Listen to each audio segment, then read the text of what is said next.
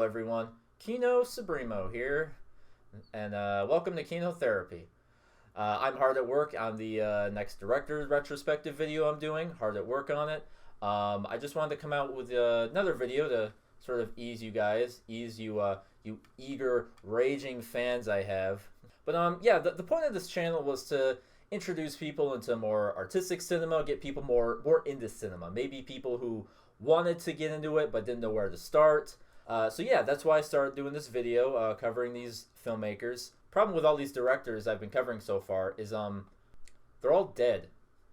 But I feel like a good way to get people into cinema now is to tell people about the new directors, the ones working today, the up and coming directors, the ones to keep your eye on. So yeah, that's gonna be what I'm doing for this video. It's gonna be a little rambly. I kind of just listed off some directors that I want to mention. Yeah, here we go. Here are the top filmmakers that you should keep an eye on. The first director that comes to my mind is Robert Eggers.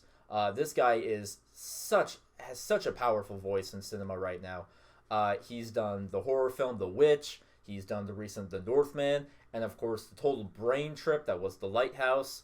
All his films so far have been period pieces, and what he's really good at is the dialect. He makes the people talk like they did back then, and it might be hard to understand, but I really don't think it is. I think you can watch it and still understand like what's happening here. The Northman was definitely his most accessible film, so check that out. The Lighthouse is his best, though.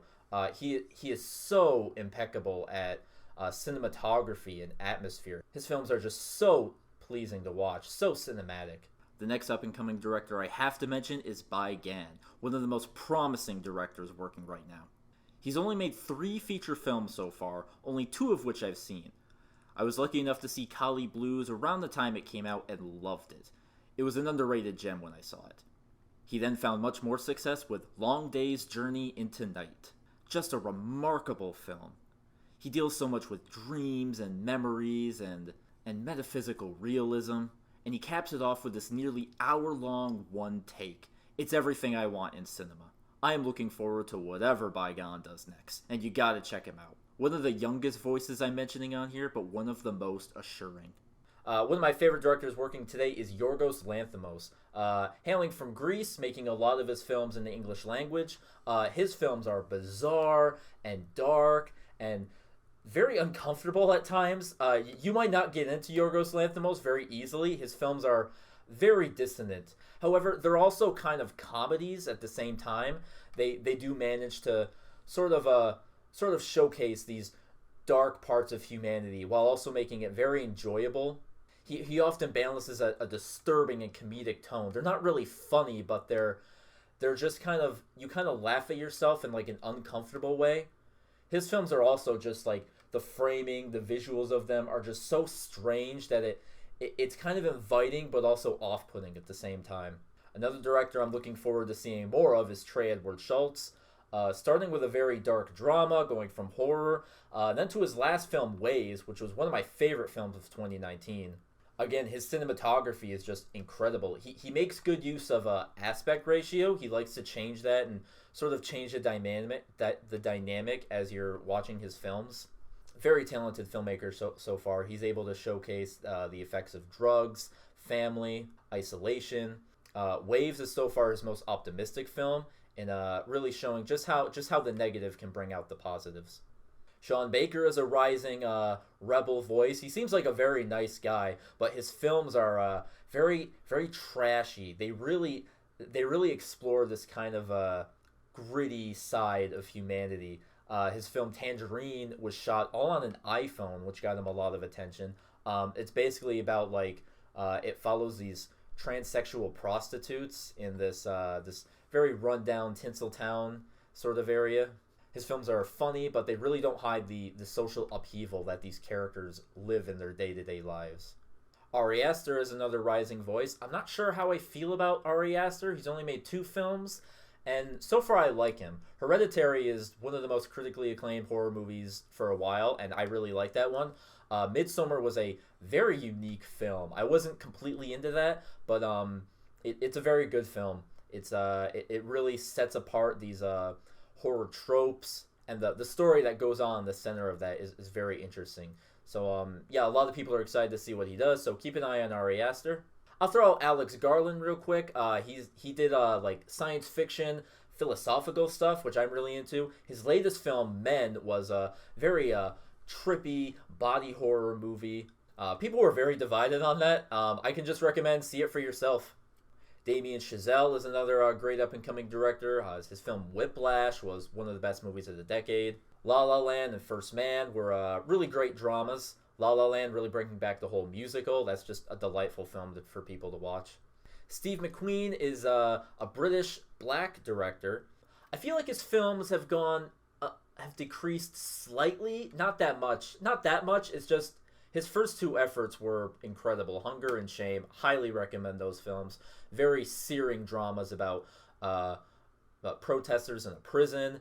And Shame is such an excellent film. Such a powerful film. Really, really stubbornly showing just the true nature of humanity in its most horrible and also wonderful ways.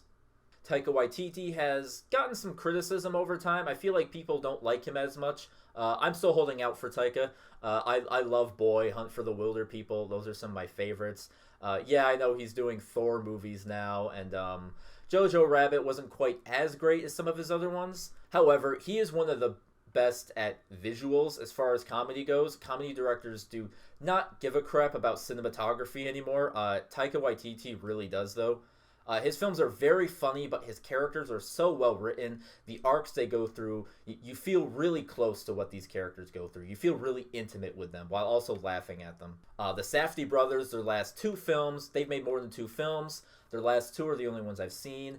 Almost a new sort of neo-noir, if you will. The characters they show are very unlikable, despicable people, but just the pacing of these is so quick. There's so many cuts and editing. The cinematography is all done in close-up. It's very claustrophobic and very quick pace. It's very uneasy in anxiety-ridden neo-noir thrillers. Very unique styles of film. I recommend Good Time and Uncut Gems. They're kind of funny at times. They're mostly just very hard-hitting, anxiety-inducing films.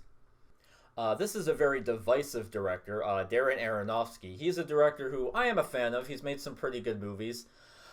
He's also very much about shock value, and I can understand why people might not like him.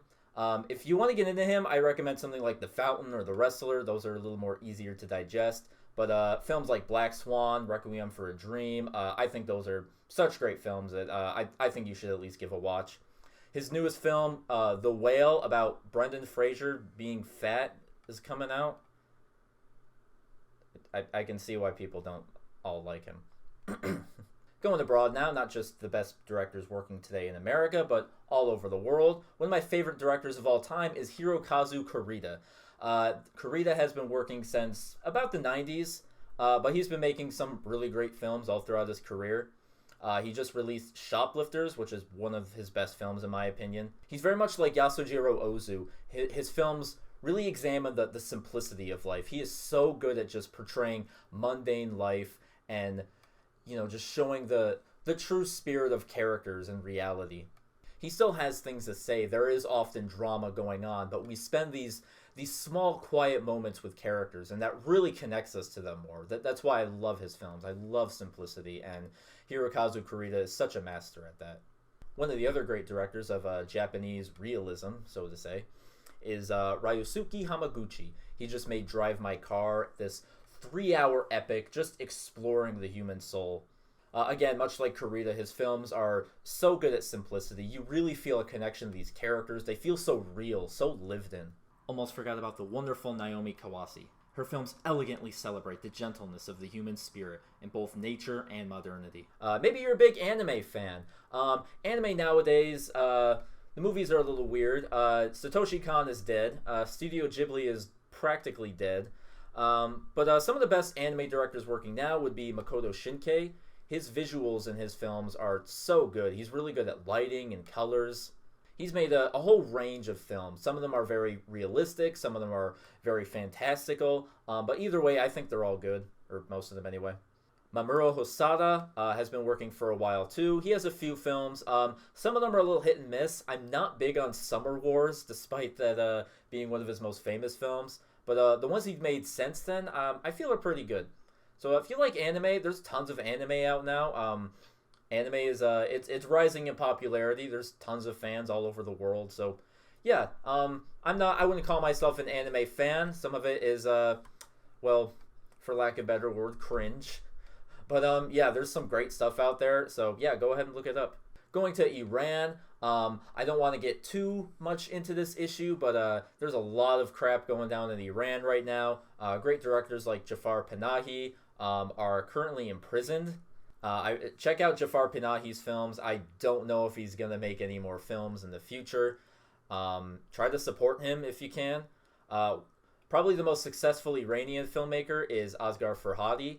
They deal with a little social commentary at times, but they're almost like drama mysteries. That's the best way I can describe it. They're very engaging dramas, but like there's also something at stake, and then the end just kind of reveals something in this great twist. And but it's very subverted in this this drama. Other directors like Mohsen Makhmalbaf, a few other directors are also trying to fight change in Iran and being arrested and imprisoned for it. So look into that. Look into what other Iranian filmmakers there are.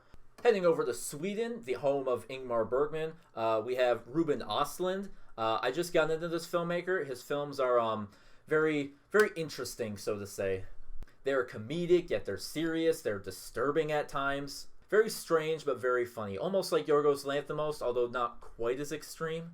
One of the best working today is Roy Andersson. His films are very idiosyncratic. Think like a very Wes Anderson, but like even more depressed.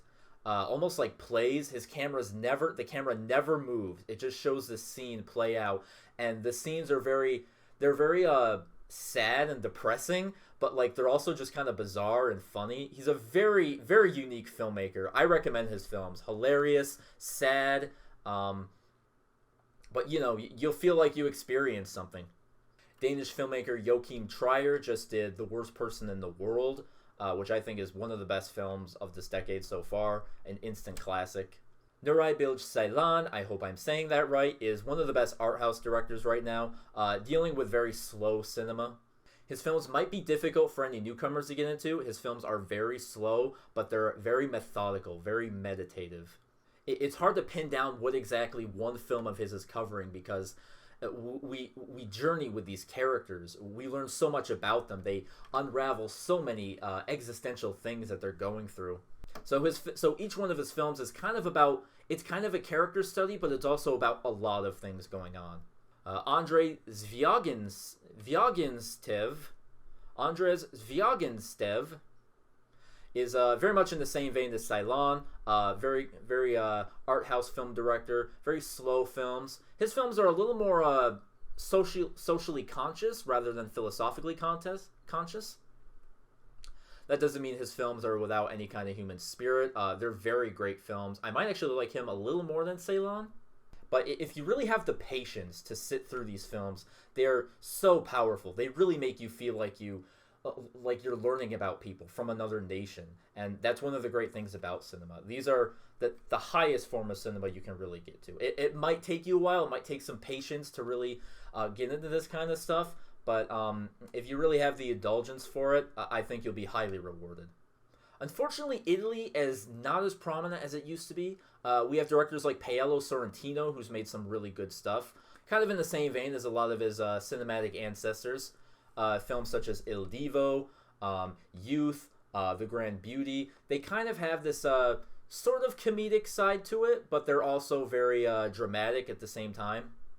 Very delightful films. I recommend these. These are good places to start for any kind of new foreign movies.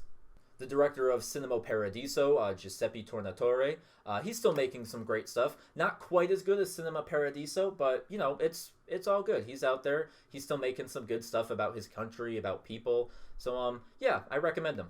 One of the most prominent French filmmakers out there are the Dardenne brothers. These guys are really good at balancing drama, but also very hopeful stories. I haven't seen too much from them, I'll be honest, but from what I've seen of them, I really like. Very heavy, but also very uplifting. I'm not a huge fan of Leos Carax, if that's how you... Leos Cara? If that's how you say that. God, being a foreign film lover is so hard sometimes.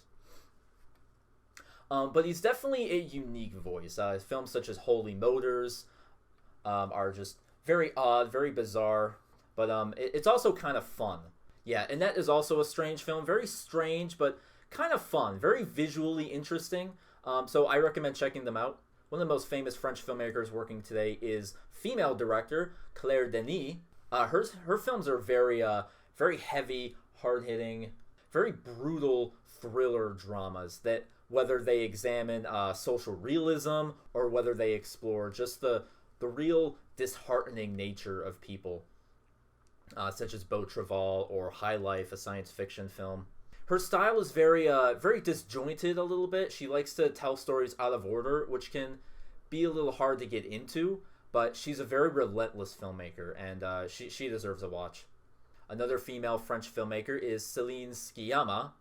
That's probably pronounced wrong too. She just did Portrait of a Lady on Fire. Her films she's very good at telling stories about females or about anyone, really. Very good with visuals. She gets very good performances out of actors. Almost like Hirokazu Kurita, she is able to sort of portray just average life and able to make that a statement. Not just show it as beautiful, but make it this powerful, iconoclastic statement against the patriarchy. Very beautiful filmmaker. Check out Sciamma's films. Olivier Assayas is a filmmaker working in France. Again, very methodical indie art house films.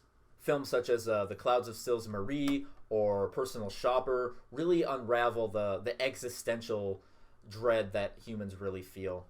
But he does it in a beautiful way. He beautifies pain, but not too romantically.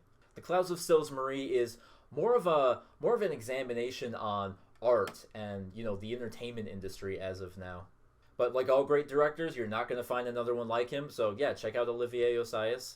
One experimental filmmaker I am a big fan of is Gaspar Noé. Every one of his films is just trying to challenge the cinematic experience, how we watch films. Enter the Void is incredible. Climax, you will not find another film like Climax. Films like Irreversible is a story all told in reverse order. That's not one of my favorites of his, but everything he does is just so ambitious. You just got to appreciate it. Visually incredible. They are all such a unique experience, psychedelic and just totally out of this world. You got to check him out. Heading south of the border to Mexico, we got Alejandro González Iñárritu, one of my favorite directors. I will not hear any of this Revenant hate, okay? The Revenant is awesome. Both Birdman and The Revenant came out in 2 consecutive years. They are both incredible in my opinion. He is very good at just doing really compelling, gripping dramas. Not super depressing, but depressing enough. Films such as Amaros Perros. He has a new film coming out soon. I'm very excited for that. Again, he's very a favorite of the Oscars, so check him out. Please check him out. But that leads us to another favorite, which is Alfonso Cuarón. He's been making films for a while too, about as long as Iñárritu. Very wide range. He's got the teen drama, Y Tu Mamá También. He's got the science fiction film, Children of Men. He's done Harry Potter, Gravity, Roma. Very talented director.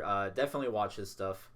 And I'll throw out Guillermo del Toro real quick of Pan's Labyrinth, Shape of Water, Hellboy. I think most people know who he is, but he's incredible too. Got a new Pinocchio movie coming out. I'm excited for that.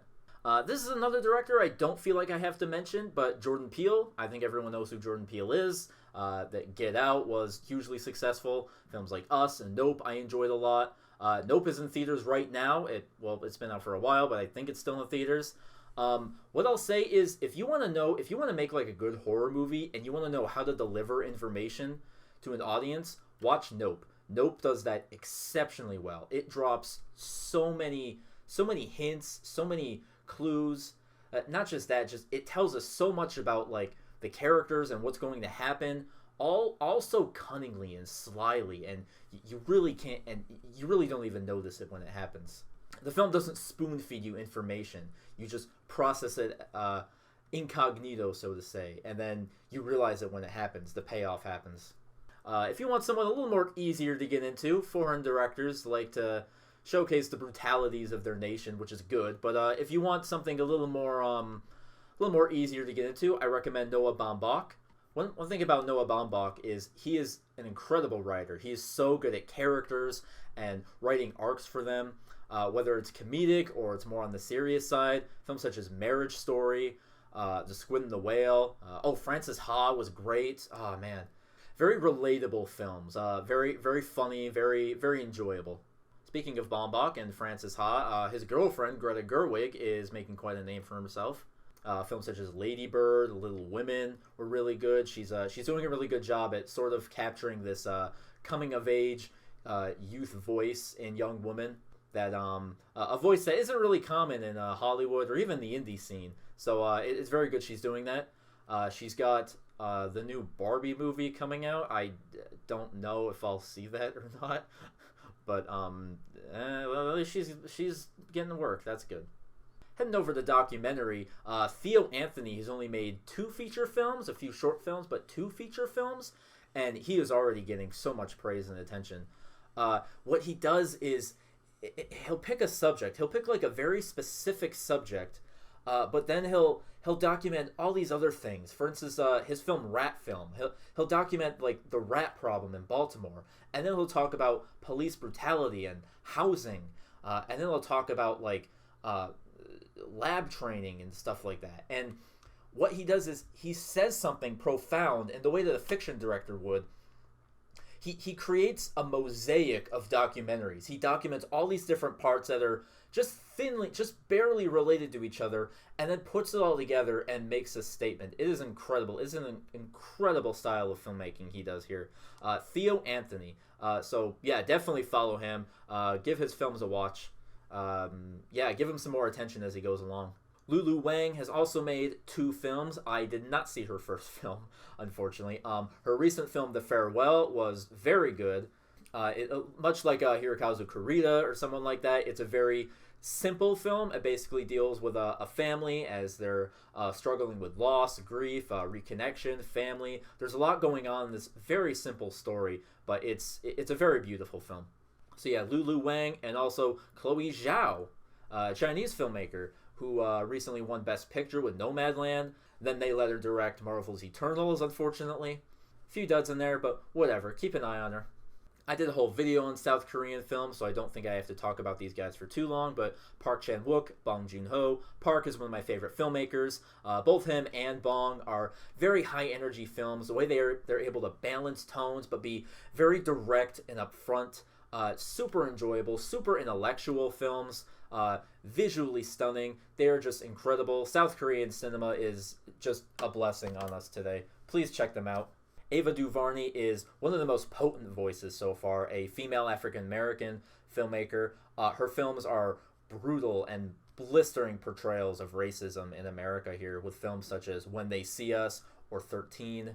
Much like Steve McQueen a little bit, but from a female perspective. So yeah, definitely keep an eye on her. She's gonna make some very good socially conscious films in the future. So please keep an eye on her. I'll also give a shout out to the Daniels, Daniel Kwan, and forget it. I'll also give a shout out to the Daniels, who just released Everything Everywhere All at Once, one of the most entertaining films to come out of the past few years. It is a stupendous action comedy. I didn't even know much about it going into it, so if you don't, keep it that way. I mean, everyone's talking about it. I have a feeling that you've at least heard of it. If not, you've definitely seen it. But if you haven't, then yeah, give it a watch. Highly entertaining, highly well made, super well choreographed fight scenes. It's mind-bending, it's funny, it's emotional, it's what every moviegoer wants from cinema. You know, it's what they want from a good movie-going experience. And they've signed a deal with Universal, I believe. So yeah, here's hoping that they do some really good stuff. Charlie Kaufman, famed screenwriter, then turned director with Synecdoche, New York. Please follow him. Despite his very impressive catalog, he is struggling financially because people don't want to see art. They would rather see Marvel movies and Jurassic World Dominion. Go figure. But he is one of the most original voices that we've had for the past 20 years. His films are very Kafka-esque. They're very, very imaginative, sometimes funny, but they're at the same time they're also very very existentially dreadful. Despite the high imagination and sometimes humor, they're very heavy. They're very pessimistic. Even something like Being John Malkovich, the characters are all kind of despicable people. And in films such as Synecdoche or Anomalisa, it really examines the existential loneliness of humanity in such revealing ways that are very uncomfortable. But at the same time, it's coupled with this incredible imagination. He's just a genius. You gotta watch Charlie Kaufman. Very creative filmmaking that has influenced so many people for a while. After that, we got Wes Anderson, who's been making films since about the 90s. Yet his style is very much of today. Like when you think of like the best filmmakers working today, you think of Wes Anderson's style. You know, it's one of the most unique styles ever put to screen. His symmetry, his colors, his large cast, the cast he likes to work with, his deadpan comedy, his very quirky sense of telling stories. It's definitely made a very big cultural impact. Even if people haven't seen Wes Anderson's films, I feel like they're familiar with his style. I've seen enough people parody his work to be familiar with Wes Anderson. It's garnered some detractors, some people who aren't too fond of him, but for the most part, yeah, he makes some excellent films. He is just brimming with creativity. I'm almost amazed that he's able to just pump out these films so fast and so full of life. They're just so imaginative. It's really incredible. I'm really impressed by just how creative and how smart he is. One of the most notable Chinese filmmakers right now is Jia Zhangke. I really hope I say that right. Yeah, definitely one of the most prominent voices in Chinese cinema right now. Films such as A Touch of Sin, very dark thriller films, but they acknowledge that social realism and also the human condition at the same time. He is able to portray the darkness of humanity, but he does it in a sympathetic way, thinking that maybe something led people to do this, right? Maybe poverty or other obligations caused people to fall down this path. So very, very much exploring the dark, ugly side of humanity, but very, very intelligently, I'd have to say. And of course, at Apicatepong Weerasethakul, I have been practicing that name for, oh god, ever since I heard him. I have fallen more and more in love with his films. They are beautifully poetic. They are Tarkovskian. They are pure spirituality, just streamed in this flow of consciousness in your head. It's like watching a dream. It's like watching a memory. It's watching past memories. I love these kind of transcendental, atmospheric films, and if you like that, definitely check him out. If you need to warm up to that, maybe hold off on them. But still, these are incredible films. These are the kind of films that the camera was invented for. He even has a film out right now called Memoria, starring Tilda Swinton. It is traversing through theaters all across the country, and it's apparently going to do that like till the end of time, which is kind of cool. It has been released on physical media if you do want to just get a hold of it. I recommend seeing this kind of movie in theaters, though. It is definitely the cinematic experience you want to have on a large screen in a dark room. Also, a little more contentious director, Shane Carruth. I first saw Upstream Color around the time it came out. That was a really pivotal film for me as far as like my filmmaking goes. Unfortunately, Shane Carruth turns out to be a real piece of yeah, I won't go into it too much. You can look it up yourself. Yeah, very, very awful human being. It's very sad. He made his films on like shoestring budgets, and it's doubtful anyone wants to work with him again. So, yeah, he's probably not going to make another film. Even if he did, I don't know if people would even want to support him. Again, separating the art from the artist. You can do that. But yeah, throw him out there. Primus, Upstream Color, Primus. Primer, Upstream Color, very good films. I'll instead recommend Amy Seimetz, responsible for mind-bending science fiction films. Very minimalistic, yet still profound experiences about human nature and science. And last but not least, Denis Villeneuve, who has made quite a name for himself in the mainstream studio world. Making films in Canada and then coming to America to make some very good films. He has not had a dud yet, and that is impressive. From 2013 to 2018, I believe, he put out a film every year, and they were all great. Most of his films are thrillers. You got the film Incendies, a absolutely devastating war movie. He has done other thrillers. He has done the science fiction film Arrival, which is other than science fiction, it's hard to even classify what that is. That movie plays around with narrative so much. He did the art house film Enemy, a film I absolutely adore. He did Blade Runner 2049, one of the best sequels in my opinion. He did that excellently, and then that gave him way to make Dune. Very excited for part 2. Dune was setting things up. It needed to kind of go there, but I'm very excited to see where things go with Dune part 2. So yeah, Denis Villeneuve is definitely the most talented director as far as like being employed by the studios. So yeah, you've probably heard of him. You've probably seen his films. Check out Denis Villeneuve. He is such a voice. He's going to be remembered for a very long time as just one of the giants of cinema in the 2000s. And yeah, I think that's about all I got right now. I'm sure there's some directors I missed. Go ahead and comment below. I'd love to see some. I bet the viewers of this video would love to see them as well. I'm sure there's some great ones I missed. I'm sure there are filmmakers who have just put out one film and it's really good, really promising. I just haven't heard of them. If you're looking for other things, just get more involved. We live in a great time to be a cinema lover. So watch more than just Marvel movies or Disney remakes. Join some online communities, online forums. Sure, there might be toxic people, but you know what? You're going to probably find some very good recommendations on there. Check out some film festivals. Doesn't mean you have to go to them, but, look at their lineup. See what films there are, which ones are getting attention, who they're directed by. There's all sorts of ways to find out what new up-and-coming directors there are to really keep your eye on today. Get involved in film festivals in your community, That's a great way to keep cinema alive and growing. Find some local filmmakers. Try to check out what films they have. Give it some love. That will make them feel, that will just mean the world to them. It is so hard. It is so much money and so stressful to make a film.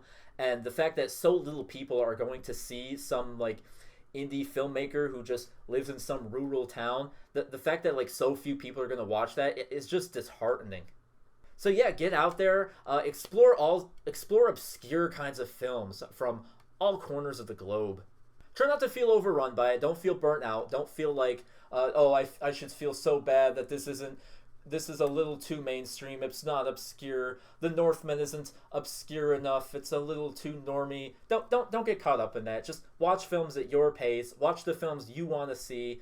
I encourage you to check out other films, but ease yourself into it. Don't force yourself to watch something or to like something that's beyond, that just goes over your head. It's okay to be confused and not understand something or not be engaged in something. So yeah, that's about all I have to say. Let me know who your favorite contemporary filmmaker is. As I said, like, comment, share, thumb the bell. Be sure to follow me on Letterboxd for upcoming reviews, single reviews. Go on Letterboxd, you might find a hint of the next director that I'm making a video on. Which, speaking of which, that video should be coming out soon. Okay, maybe not that soon. Maybe a few weeks. But hopefully soon. I am working hard on it. And I just wanted to put this video out there. I hope you guys discover some of these filmmakers that you like. I hope you get more involved in the culture, the cinema-going culture. And happy viewings. I hope that you enjoy what you do what you enjoy. I hope I'm able to help you grow in your appreciation for films or art, or just the way you see the world overall. I hope you go down the path of self-realization, self-knowledge, and just be yourself. Well, anyway, I'm Gordon Morgans. Thank you for watching Kinotherapy, and I will see you in the next Director Retrospective. Take care.